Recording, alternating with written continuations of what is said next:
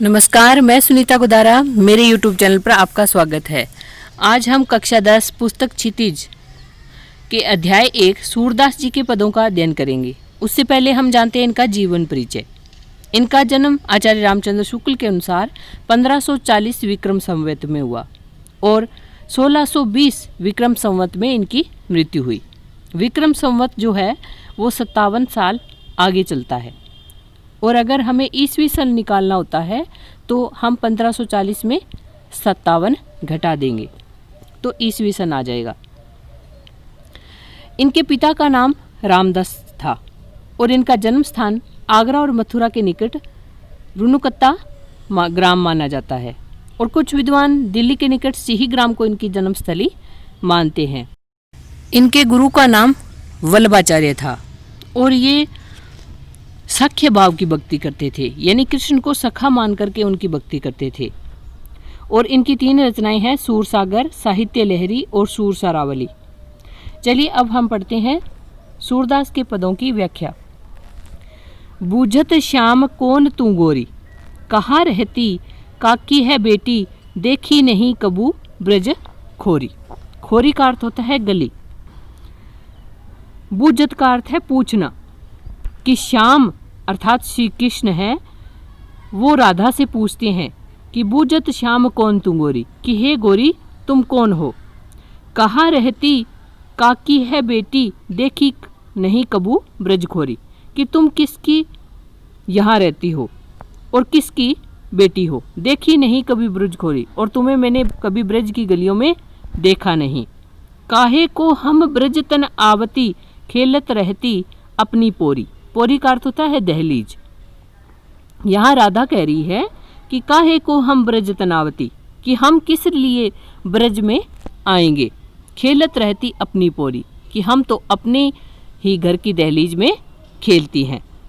सुनत रहती श्रवणनी नंद डोटा, करत फिरत माखन दधी चोरी। दधी का अर्थ होता है दही, श्रवणनी का अर्थ है कान, डोटा का अर्थ है पुत्र। कि सुनत रहती, कि मैंने सुना है, राधा कह रही है यहाँ कृष्ण से कि मैंने सुना है श्रवणी नंद डोटा, कि मैंने अपने कानों से सुना है कि नंद का एक पुत्र है, करत फिरत माखन दधी चोरी, जो माखन और दही की चोरी करता फिरता है। तुमरो कहा चोरी हमले है, खेलन चलो संग मिली जोरी। जोरी का अर्थ है जोड़ीदार बनकर के। फिर श्री कृष्ण है वो राधा से कहती हैं कि तुमरो का चोरी हमले है, कि तुम्हारा हमने क्या चुरा लिया। खेलन चलो संग मिली जोरी, कि चलो हम दोनों जोड़ीदार बनकर खेलने चलते हैं। सूरदास प्रभु रसिक शिरोमणि, बातई बुरई राधिका भोरी। भोरी का अर्थ होता है भोली, बातई बुरई का अर्थ है बातों में बुलाना। रसिक शिरोमणि का अर्थ है रसिकों में जो शिरोमणि है, श्री कृष्ण के लिए आया है। सूरदास जी कह रहे हैं कि रसिक शिरोमणि श्री कृष्ण है वो राधा को बातनई बुरई राधिका बोरी, कि भोली राधा को अपनी बातों में भुला लेते हैं और कहते हैं चलो जोड़ीदार बनकर के खेलने चलते हैं। आगे है मधुकर श्याम हमारे चोर, मन हरि लियो तनक चितवनी में चपल नैन की कोर। यहाँ पर उद्धव जब श्री कृष्ण का संदेश देने के लिए गोपियों के पास आते हैं तो गोपियाँ उद्धव को मधुकर कहकर बुलाती हैं। मधुकर का अर्थ होता है भंवरा। वहाँ उसी समय भंवरा मंडरा हो रहा होता है, तो भंवरे के माध्यम से वो उद्धव से कहती हैं कि मधुकर श्याम हमारे चोर, कि हे भ्रमर, हे उद्धव, श्याम अर्थात श्री कृष्ण हमारे चोर हैं, यानी उन्होंने हमारे मन को चुरा लिया है। मन हरि लियो तनक चितवनी में चपल नैन की कोर। हरि का अर्थ है हरना, तनक का अर्थ है तनिक, चितवनी का अर्थ है तिरछी नजरों से, चपल का अर्थ है चंचल, नैन का अर्थ है नेत्र, कोर का अर्थ है एक टुकड़ा होता है। यहाँ गोपियाँ क्या कह रही है कि श्री कृष्ण ने तिरछी नजरों के द्वारा हमारे मन को हर लिया है। चपल नैन की कोर, कि उन्होंने चंचल नेत्रों के द्वारा हमारी तरफ देखा तो हमारा जो मन है वो श्री कृष्ण में हो गया, यानी हमारे मन को श्री कृष्ण ने चुरा लिया। गए छड़ाई तोरी सब बंधन, दे गए हंसनी अकोर। गए छड़ाई, लेकिन अब वो क्या है, हमें छोड़ करके, हमसे छुड़ा करके चले गए हैं। कहाँ चले गए हैं? मथुरा में। तोरी सब बंधन, कि हमारे साथ जो उनका प्रेम था, हमारा जो प्रेम बंधन था, उन सबको तोड़ करके, हमें छोड़ करके वो मथुरा चले गए हैं। दे गए हंसनी अकोर। अकोर का अर्थ होता है रिश्वत, कि वो हमें हंसी रूपी रिश्वत देकर चले गए हैं। यानी वो मुस्कुरा करके चले गए। उनकी जो मधुर मुस्कान की यादें हैं वही हमारे पास शेष रही हैं। चौकी परी जागत निसी बीती, दूत मिलो एक भोर। चौकी परी का अर्थ है चौंक पड़ना, जागत का अर्थ है जागते ही, निशी का अर्थ है रात्रि, बीती का अर्थ है बीतना। कि चौंकर परी जागत निशी बीती, कि रात्रि बीत जाने के बाद जब प्रातःकाल हुआ तो हम चौंक पड़ी। क्यों चौंक पड़ी? दूत मिलो एक भोर, कि भोर यानी प्रातःकाल ही जब हम जगी तो हमारे सामने एक दूत खड़ा था। वो दूत कौन था? उद्धव। उद्धव है वो। श्री कृष्ण तो मथुरा चले जाते हैं और मथुरा से उद्धव के माध्यम से संदेश भेजते हैं। सूरदास प्रभु सर्बस लुट्यो, नागल नवर किशोर। नागर का अर्थ होता है चतुर, नवल का अर्थ है नई। कि सूरदास जी कह रहे हैं कि श्री कृष्ण ने, यानी चतुर श्री कृष्ण ने हमारा सब कुछ लूट लिया है। यानी वो हमारे मन को तो चुरा कर ले गए हैं, लेकिन साथ ही साथ हमारा चैन भी चुरा कर ले गए हैं। यानी उनके बिना अब हमारा दिन और रात कटना मुश्किल हो गया है। संदेशनी मधुबन कूप भरे, अपने तो पठवत नहीं मोहन, हमरे फिरी न फिरे।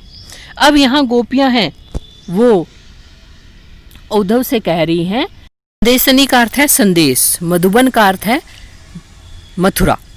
कि हमने श्री कृष्ण के लिए इतने संदेश भेजे हैं जिससे कि मथुरा के कूप अर्थात कुएं भर जाएं।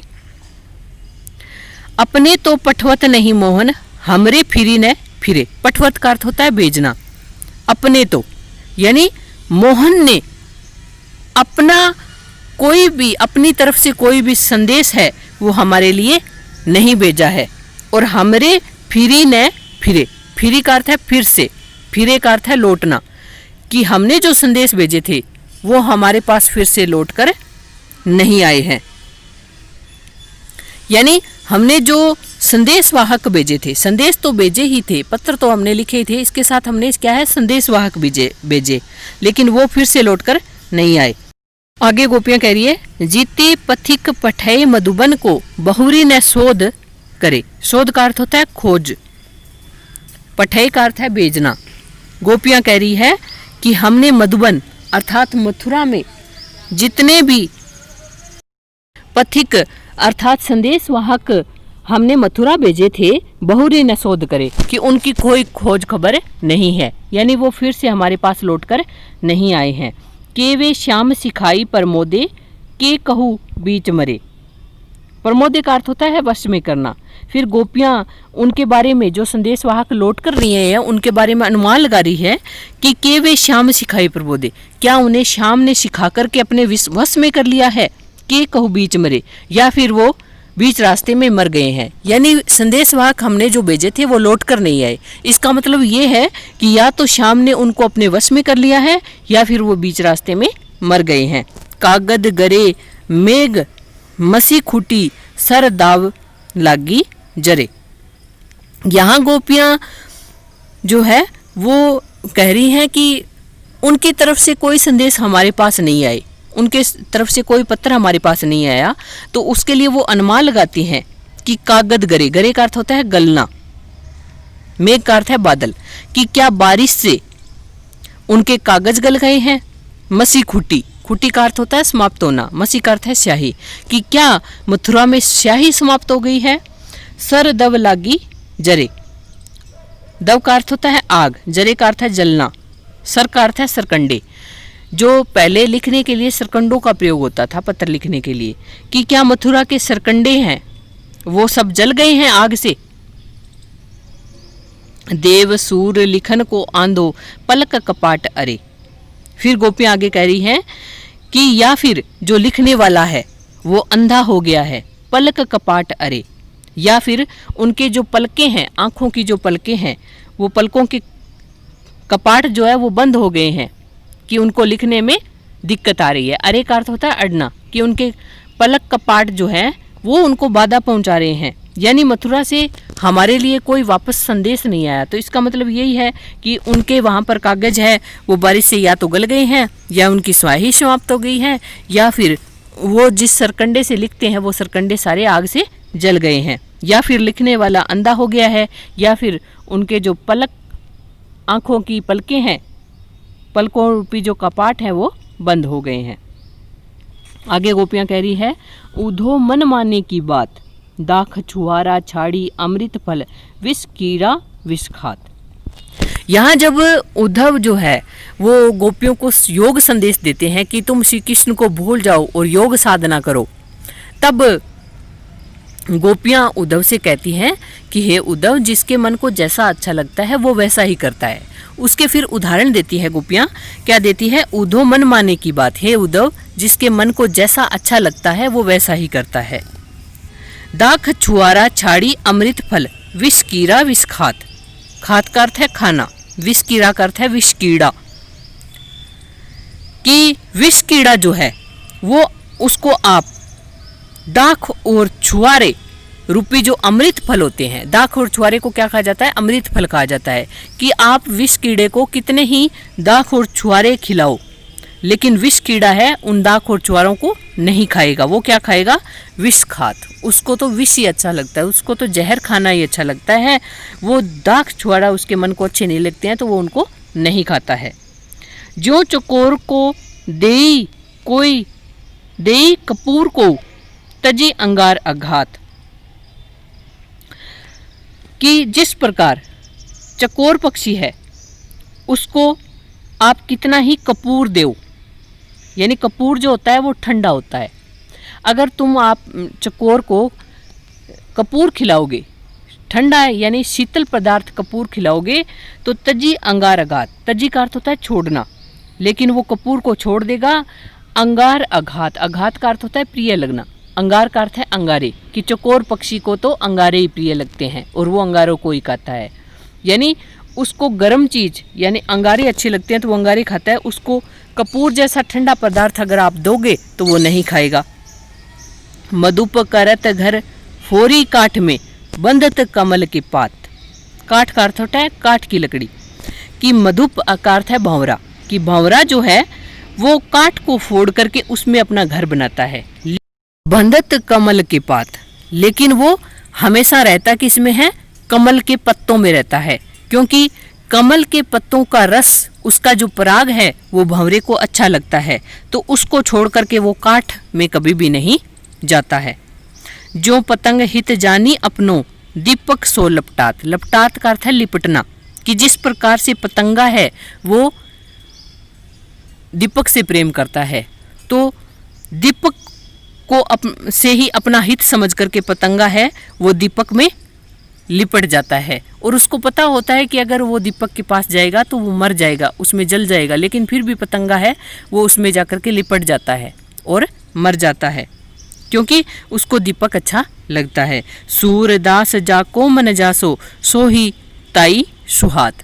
कि हे सूरदास, हे उद्धव, जिसका मन जैसा होता है सोईता ही सुहात। सुहात का अर्थ होता है अच्छा लगना, उसको वैसा ही अच्छा लगता है, यानी जिसके मन को जैसा अच्छा लगता है वो वैसा ही करता है।